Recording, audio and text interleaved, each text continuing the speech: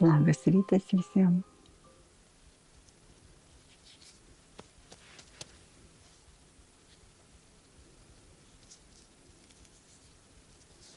Nors gali būti ir vakaras, aišku. Tai mano prasideda su kauke.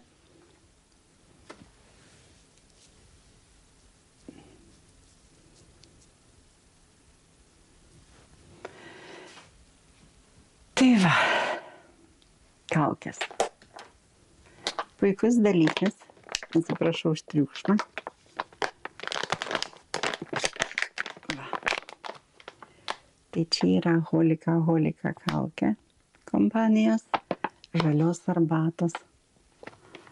Labai puikus dalykas. Pamačiau aš jas žiūrėdama korėjiečių meninius filmus. Ten masiškai jaunimas, senimas, prieš šventes, po švenčių tiesiog užsiteškėja, paguli ir lekia. Galima įdėtis ir ant makiažo jau. Pabandžiau irgi gaivina, netgi truputį sudrėkina. Tai man tiko, kaip jums nežinau, aš geriau irgi uždedu taip ryte ir po to galima tiesiai dėti makiažą. Tai toks va yra šiandien mano rytas.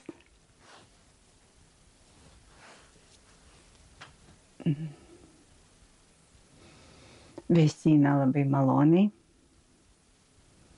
Kvepia. Kvepia. Ką primena tas kvapas truputį?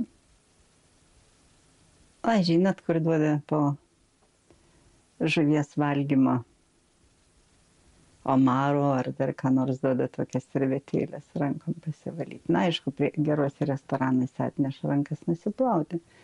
Bet man atrodo, tokias citrininės kai kur kažką truputį dvelkia. Bet šiaip kvapas tai malonus, nėra toks aštrus kaip ten tų servetėlių. Atsiprašau, kad palyginau.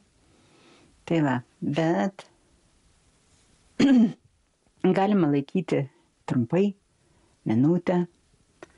Galima laikyti ilgiau, čia priklausomai, kiek jums laiko yra ir galima atsisėsti prie kompiuterio.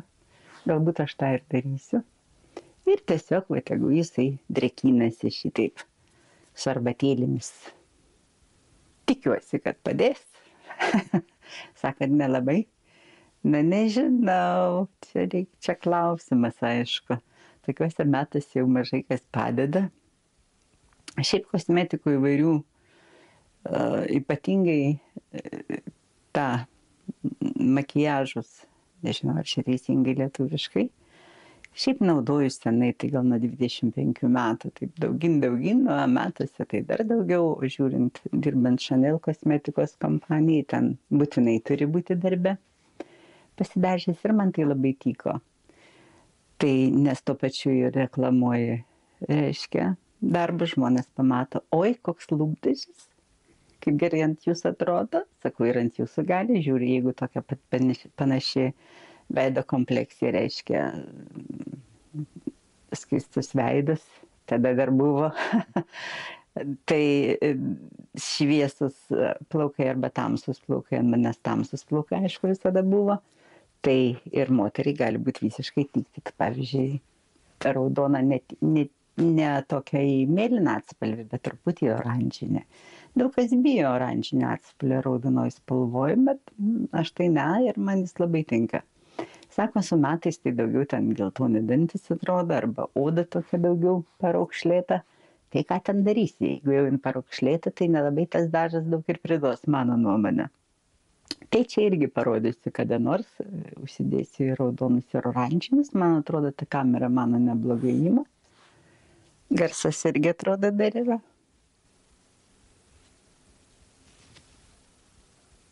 Tai va, stebuklas įvyko.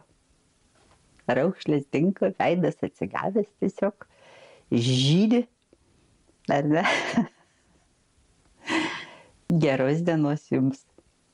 Būkite sveiki, lakstykite, vaikščiokite, džiaukitės gyvenimu, kol galim. Iki malonaus.